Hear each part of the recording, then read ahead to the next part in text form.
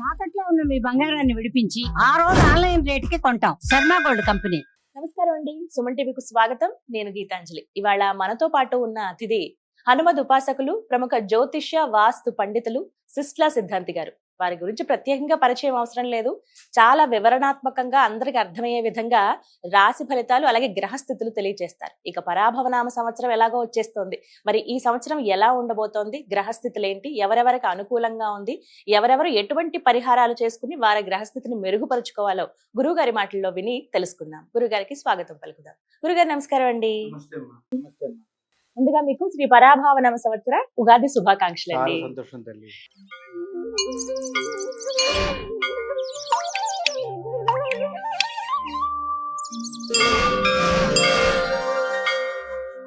ఈ పరాభవనామ సంవత్సరంలో మకర రాశి వారి జాతక ఫలితాలు ఏ విధంగా ఉన్నాయో తెలియజేస్తారా? ముందుగా ఈ ద్వాదశ రాశుల ఫలితాలు తీసుకునే ముందు గ్రహస్థితి ఒకసారి పరిశీలించుకుందాం. తప్పకుండా.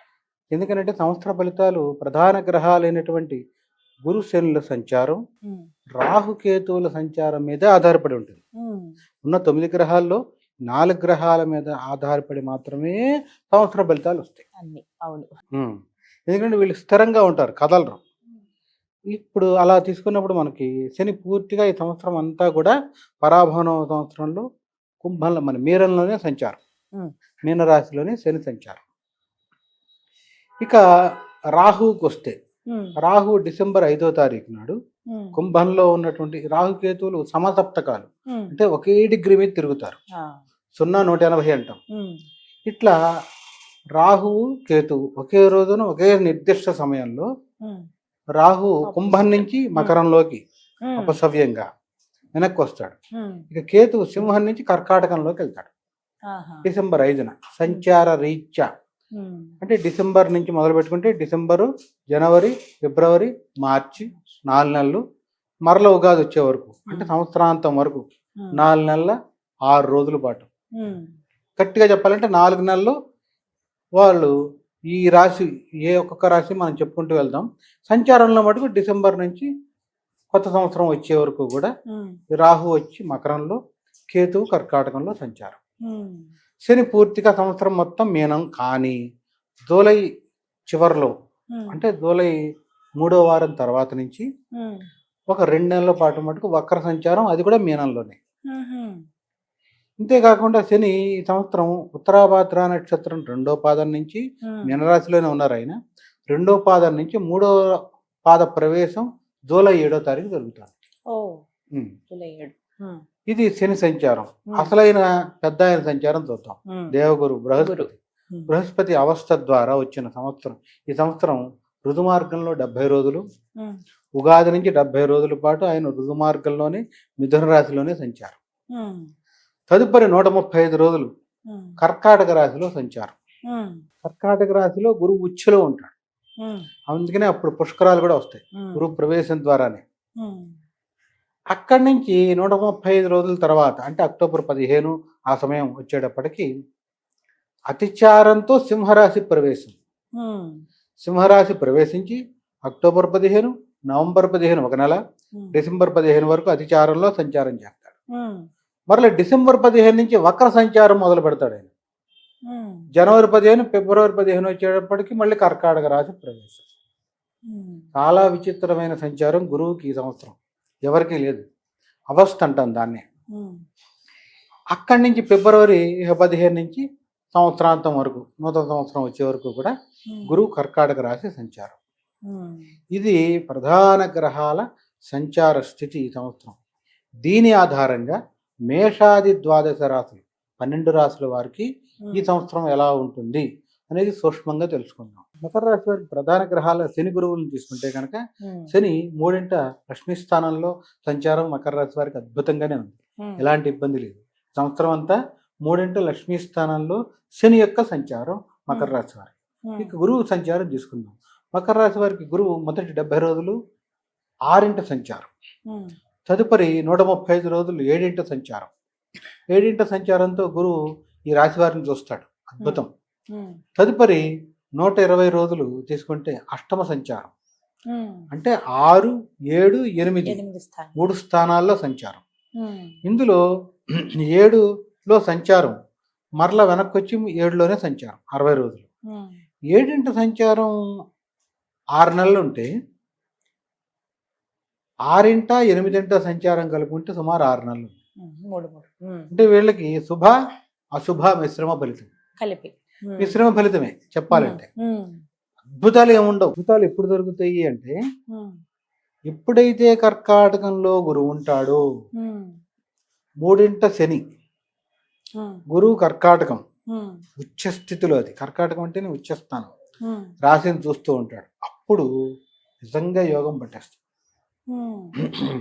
డబ్బు సంపాదించాలంటే ఒక రోజు చాలంట కదా, పోగొట్టడానికి కూడా ఒక రోజు చాలు. అట్లా వీళ్ళకి ఏ రంగంలో ఉన్న వారికైనా నిజమైన యోగం మొత్తం ఆ పీరియడ్ లో వచ్చేస్తుంది. నిజమైన యోగం అసలు చూసుకోకల. అంతేనంటారా? మకర రాశి వారికి కర్కాటకంలో గురు సంచారంలో ఉంటాడు కాబట్టి ఆ 135 రోజులతో పాటు మరల వెనక్కి వచ్చి ఫిబ్రవరి నుంచి ఏప్రిల్ వరకు ఇప్పుడు కూడా కర్కాటకంలో సంచరిస్తాడు కాబట్టి మకర రాశి వారికి ఆ టైంలో అద్భుతంగా ఉంటుంది. అంటే దాదాపు 6 నెలల పాటు అద్భుతం. ఆ టైంలో ఉద్యోగంలో ఉద్యోగస్తులకు ప్రమోషన్ అవ్వచ్చు, లేదా విదేశాల్లో ఉండి పౌరసత్వం కోసం కొట్టుకుంటూ ఉంటారు. గ్రీన్ కార్డ్ అనండి, లేదంటే పిఆర్ అనండి, అవన్నీ ఆ టైంలో వచ్చేస్తాయి వాళ్ళకి.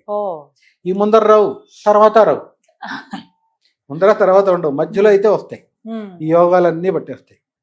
ఇక మకర రాశి వారికి సంబంధించి పరిశీలిస్తే ప్రధానంగా ఎప్పుడైతే అష్టమంలో గురువు ఉంటాడో, లేదా 6 గురువు ఉంటాడో, 6 గురువు ఉన్నప్పుడు కంటే కూడా అష్టమంలో గురువు ఉన్నప్పుడు కొంత ఒత్తిళ్లు, కుటుంబపరమైన ఒత్తిళ్లు ఎక్కువ ఉంటాయి, ఆర్థికపరమైన ఒత్తిళ్లు ఉంటాయి. అదే సందర్భంలో ప్రధానంగా తీసుకుంటే కనుక తండ్రికి కూడా అనారోగ్య సమస్య ఉంటుంది. వీరి యొక్క తండ్రికి, మకర రాశి వారి తండ్రికి కూడా అనారోగ్య సమస్యలు ఉంటాయి.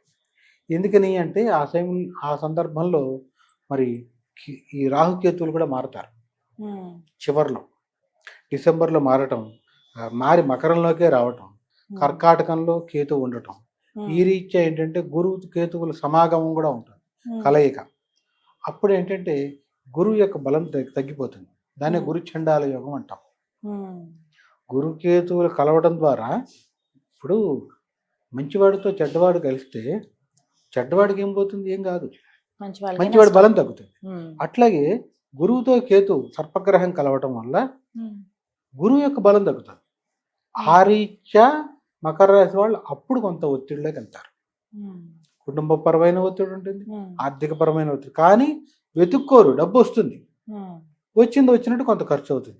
మొత్తం మీద పరిశీలిస్తే మకర రాశి వారికి 60% బాగుంది. ఒక 40% ఇబ్బంది పెట్టినా మెజారిటీ వచ్చినట్టే. 60% ఈ యొక్క పరాభవన సంవత్సరంలో బాగుంది. అందినా కూడా ప్రతినిత్యం వీళ్ళు దక్షిణామూర్తి స్తోత్రం చదువుకోవాలి, భుజంగ స్తోత్రం చదవాలి. ఈ 2 అయితే చాలా అవసరం. ఇప్పటికీ కూడా మకర రాశి వారికి సంచారంలో రాహు మరి ద్వితీయంలోనే ఉన్నాడు. డిసెంబర్లో జన్మంలోకి వస్తాడు. మరి అదే సందర్భంలో కేతువు మకర రాశి వారికి అష్టమంలో ప్రస్తుతం, తదుపరి సప్తమంలోకి వస్తాడు. అందుకని రాహుకేతువుల బలమేం లేదు వీళ్ళకి, ఇప్పుడు లేదు, తర్వాతను రాదు, తర్వాత కొత్తగా వచ్చేది ఏం లేదు వీళ్ళకి. కానీ ఎవరి బలం ఉంది? శని బలం ఉంది. గురుబలం వస్తుంది. ఆ రీత్యా గురుబలం ఉండే 6 నెలల కాలం మటుకు అద్భుతం. సంవత్సర ప్రారంభం మాత్రం కొంత ప్రారంభంలోను మధ్యలోను అంటే ఒక 6 నెలలు వీళ్ళకి గురుబలం ఏమి ఉండదు. ఆ టైంలో కూడా కేవలం శని బలంతోనే నెట్టుకు రావాలి. ఇక్కడ గోచారంలో అందుకని జాతక చక్రం గోచారం 2 సమన్వయం చేయమంటాం. జాతక చక్రం 75 మార్కులు వెయిటేజ్ అంటాం కదా. బోర్డు ఎగ్జామ్స్ రాస్తారు కదా, బోర్డు ఎగ్జామ్స్ రాసినప్పుడు అందరూ 10th క్లాస్ కానీ ఇంటర్ కానీ బోర్డు ఎగ్జామ్స్ దేనికి అంత వెయిటేజ్ అంటాం. బర్త్ చార్ట్ అంటే డేట్ ఆఫ్ బర్త్ టైం ఇవ్వగానే కొట్టి తీసేది 75% వెయిటేజ్ బర్త్ చార్ట్. ఈ ట్రాన్సిట్, ఈ సంచారం, ఈ సంవత్సరం ఈ రాశి వాళ్ళు కానీ చెప్తూ ఉంటాం కదా మాలాంటి వాళ్ళు, దాని నుంచి వచ్చేది 25 మార్కులు. అంటే 25కి ఎంత వస్తున్నాయని చూసుకోవాలి మీరు. నిజంగా బర్త్ చార్ట్ లో పోతే ఎవరేం చేయలేరు. ఇక్కడ 25కి వచ్చినా ఆ 75 పోతే మంగళహారతి పాడేస్తుంది, ఏం ఉండదు. అక్కడ బలం ఉండి ఇక్కడ పోయినా తట్టుకుంటాడు. అక్కడ 50% ఉండి ఇక్కడ 50% ఉన్నా 50 ఉన్నా బండి నడుస్తుంది. అక్కడ 75కి 75 పోయి ఇక్కడ 25కి 25 వచ్చినా బండి లాగదు. అందుకని ఇంత రాశి ఫలాలు ఎందుకు చెప్తామంటే ఎవరైనా కూడా ఇది చూసుకుంటూ మీ జన్మ జాతక చక్రాన్ని కూడా చూసుకొని పరిశీలించాలి. అక్కడ దోషం ఉంటే సరి చేసుకోండి. ఉమ్, అక్కడ కూడా ఉదాహరణ దశ మారిపోయి ఇంకో అంతర్దశ ఏదో వచ్చింది, ఉమ్, అక్కడ డ్యామేజ్ చేసేది. ఇక్కడ పోతే అప్పుడు జాతకుడు మామూలుగా భయానకంగా ఉంటుంది. ఇబ్బంది పడాల్సి వస్తుంది. అందుకని రెండు సమన్వయం చేసుకోవాలి. ఆ రీత్యా మకర రాశి వారు ప్రతినిత్యం సుబ్రహ్మణ్య భుజంగ స్తోత్రం, గురు దక్షిణామూర్తి స్తోత్రం చదవటం విశేషంగా వారికి యోగిస్తుంది. ఉమ్, ఇదే సందర్భంలో అవకాశం ఉంటే మటుకు పసుపు రంగు వస్త్రాన్ని కానీ ఉమ్, లేదా ఏదైనా కర్చీఫ్ లాంటిది కానీ వారి జేబులో పెట్టుకోవాలి. మరీ ముఖ్యంగా గురువారం కుదిరితే ఎల్లో కలర్ డ్రెస్ వేసుకోవటం మకర రాశి వారికి చాలా అంటే చాలా అవసరం. ఉమ్, చాలా చక్కగా వివరించారు. ధన్యవాదాలు గురుగారు. శుభం.